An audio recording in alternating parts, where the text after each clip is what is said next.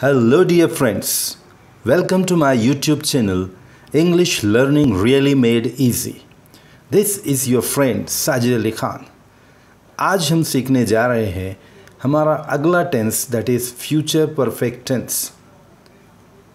इस टेंस में हम सीखने वाले हैं definition of future perfect tense, structure of future perfect tense, master example of future perfect tense, and the most important part of this chapter, differences among present perfect, past perfect and future perfect tenses.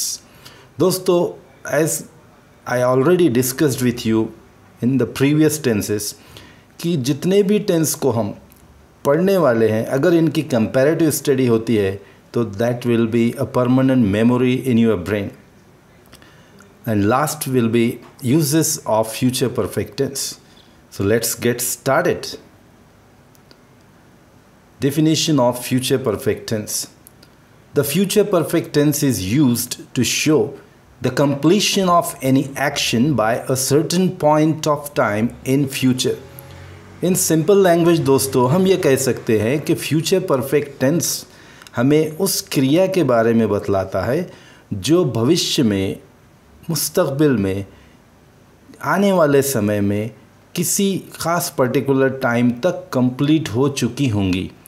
ये ज़रूरी नहीं कि वो action अभी start हो चुकी हो, but हम एक इमेजिन करते हैं, सोचते हैं, एक ख्याल करते हैं कि वो भविष्य में आने वाले समय में किसी पर्टिकुलर समय तक कंप्लीट हो जाएगी. वो किसी भी किस्म की कोई भी एक्शन हो सकती है दोस्तों. जैसे एक ड्राइवर को ये अंदाज़ा होता है कि वो कितने घंटे में किस शहर तक पहुंच जाएगा.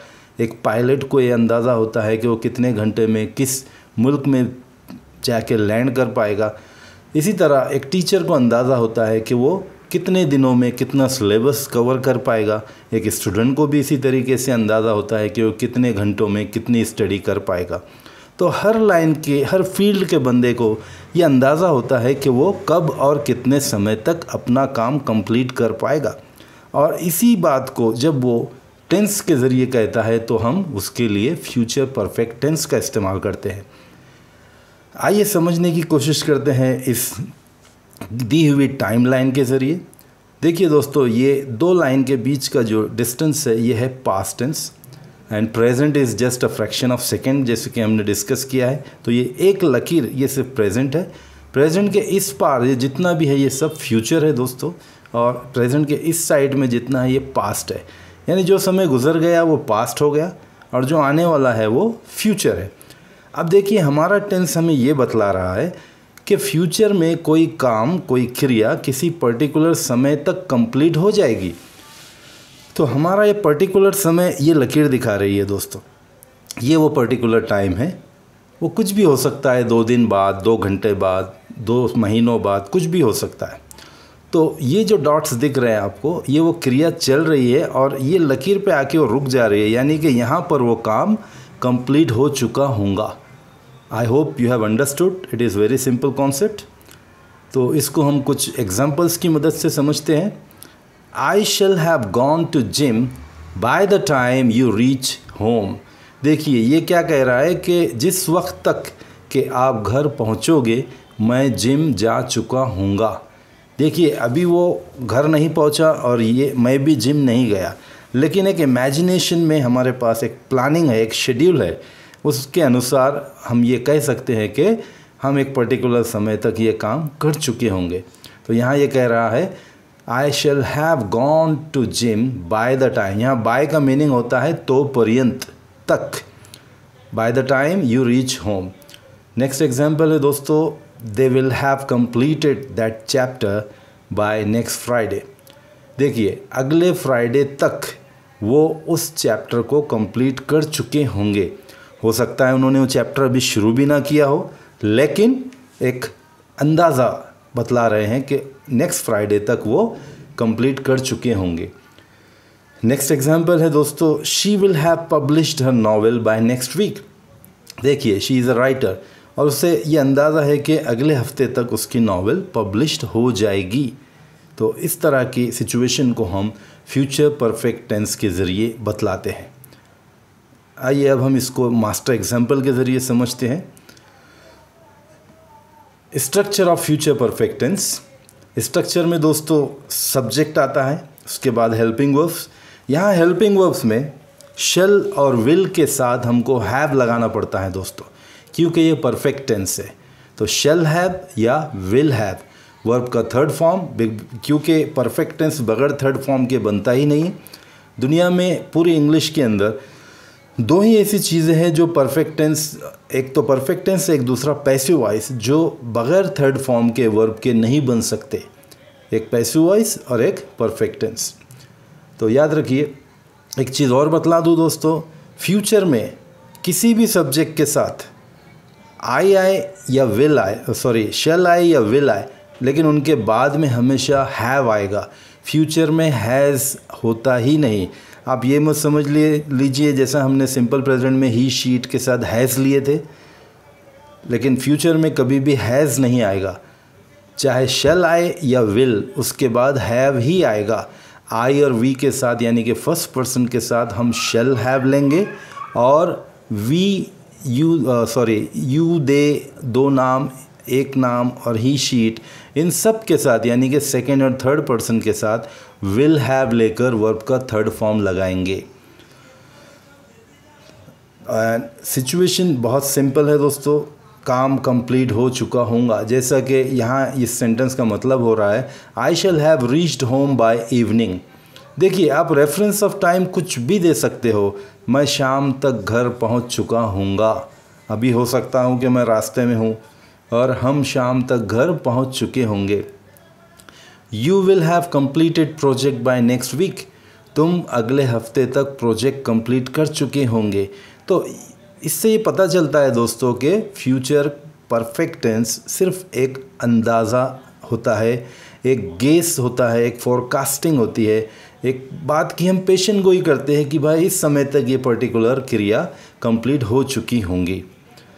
चलिए इसके कुछ कंपैरेटिव स्टडी में देखते हैं तीनों टेंस के, ताकि हमारा पूरा कॉन्सेप्ट क्लियर हो जाए। क्योंकि हमने प्रेजेंट परफेक्ट ऑलरेडी देख चुके, पास्ट परफेक्ट भी हमने देख चुके, अब हम देख रहे हैं फ्यूचर परफेक्ट। तो तीनों परफेक्ट टेंसेस की जब हम कंपैरेटिव डिस्कशन करेंगे तो मुझे उम्मीद है कि आपको पूरा टेंस क्लियर हो जाएगा।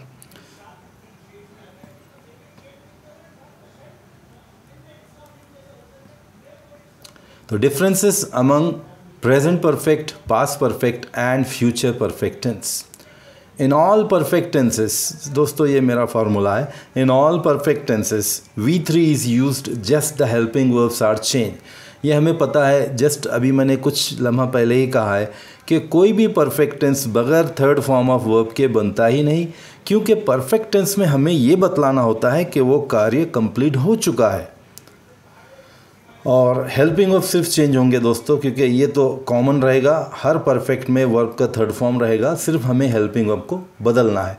जैसे अगर हम सेंटेंस कह रहे हैं प्रेजेंट परफेक्ट टेंस का, तो वहाँ हेल्पिंग वर्ब होंगे हैव या has, I we you they और अनेक वचन के साथ हैव लेंगे, और ही शीट और सिंगल नाम के साथ हैज़ लेंगे। और पास्ट परफेक्ट तो बहुत आसान है दोस्तों, सिर्फ एक हेल्पिंग वर्ब हैड और वो बन जाएगा पास्ट परफेक्ट। लेकिन हमें वो बात भी याद रखनी है, पास्ट परफेक्ट में हम सिंगल एक्शन नहीं बतलाते, 99% केसेस में हम डबल एक्शन बतलाते हैं।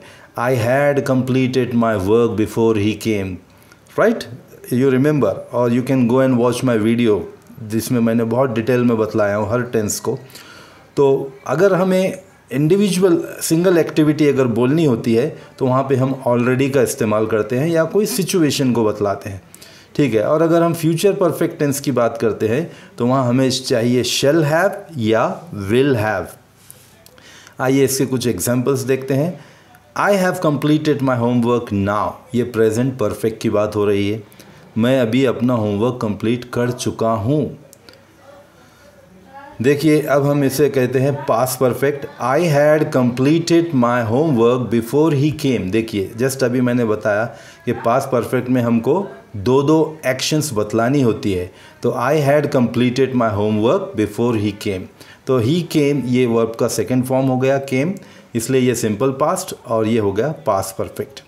और आपको शायद याद होगा पास्ट परफेक्ट में हम पुरानी एक्टिविटी को बतलाते हैं और सिंपल पास्ट में थोड़ी लेटेस्ट वाली। अगर आपको याद है मेरा वो example the train had left the station before I reach there, तो आपको पास्ट परफेक्ट अच्छे से याद रहेगा। Now future perfect tense, I shall have completed my homework by evening. देखिए ये एक अंदाज़ा है, इवनिंग तक, शाम तक मैं अपना होमवर्क कंप्लीट कर चुका हूँगा, ये एक अंदाज़ा है। ओके, चलिए अब हम इसके यूजेस की तरफ चलते हैं।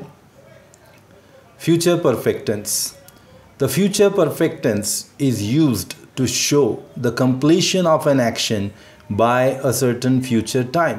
तो दोस्तों फ्यूचर परफेक्ट टेंस हमें क्या बतलाता है कि कोई कार्य किसी पर्टिकुलर समय तक भविष्य में कंप्लीट हो चुका होगा या हो जाएगा। For example, we will have finished our projects by next month. हम अगले महीने तक हमारे प्रोजेक्ट्स कंप्लीट कर चुके होंगे।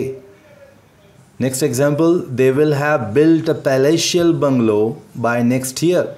अगले साल तक वो एक बहुत ही आलीशान महल की तरह बंगलो बना चुके होंगे, तामीर कर चुके होंगे, कंस्ट्रक्ट कर चुके होंगे।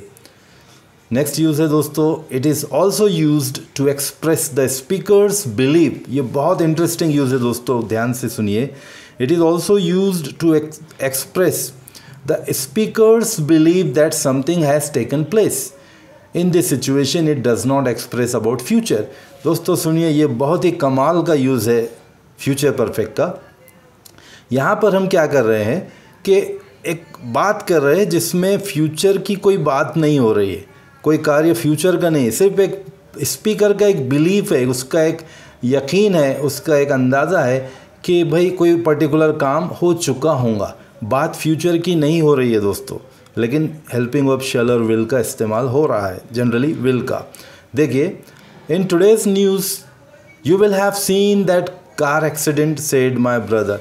देखिए अक्सर हम बोलते हैं ना, अरे आज तुमने वो देखा होगा, वो न्यूज़ चल रही थी, ऐसे ऐसे उस मैटर के बारे में देखा होगा, यानी ये हमारा बिलीव है, हम ये ऐसा सोचते हैं कि उसने ये न्यूज़ देखी होगी या देखा होगा, राइट। तो ये बात फ्यूचर की तो नहीं हो रही है, ये हम अपना एक बिलीव है, हमारे को एक यकीन है कि अरे आपने अखबार में ये पढ़ा होगा, हम कहते हैं ना इस तरीके से, आपने अखबार में ये पढ़ा होगा, आपने कभी ये चीज़ एक्सपीरियंस की होगी, इस तरह के जो हम सेंटेंस कहते हैं। तो ये फ्यूचर की तो बात नहीं हो रही, ये बात पास्ट की ही हो रही है, लेकिन हम बोल रहे हैं फ्यूचर टेंस का इस्तेमाल करते हुए। बात फ्यूचर की नहीं हो रही है, हम एक अपने बिलीफ के बारे में बोल रहे हैं। आपने शायद ये बात सुनी होगी, तो यस, मेहनत करने वालों को इंग्लिश सीखना बहुत आसान होती है, आपने ये बात देखी होगी, हम इस तरह के सेंटेंस बोलते हैं। देखिए next example, you will have planned how to celebrate his birthday said my father. मेरे फादर ने कहा कि आपने ये प्लान कर लिया होगा कि उसका बर्थडे किस तरीके से मनाना है। तो ये भी बात पास्ट की हो रही है दोस्तों, फ्यूचर की नहीं हो रही है, लेकिन हम helping verb will have planned use कर रहे हैं, लेकिन ये उसका स्पेशल केस है। I hope you understood this. Let's move to the next use. Uses of future perfect tense. It is also used to show an action which at a given future time will be in the past.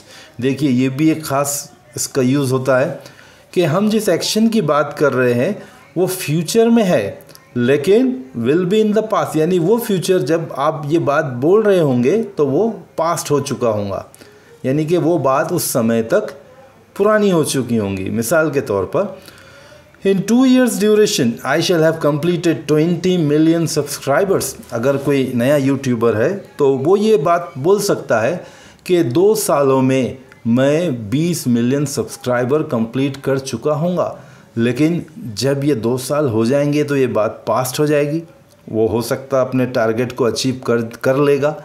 तो इस तरीके से ये क्या कह रहा है दोस्तों, फिर से देखिए, it is also used to show an action which at a given future time will be in the past, right। हम अभी जो बात कर रहे हैं ये बात आगे जाके पास्ट हो जाने वाली है, यानी आज का जो दिन गुजर जाएगा ये पास्ट में चला गया, तो 2 साल के बाद जब वो ये अपने टारगेट को अचीव करेगा तब ये बात जो उसने कही है ये तो पास्ट हो गई, लेकिन बात फ्यूचर की थी।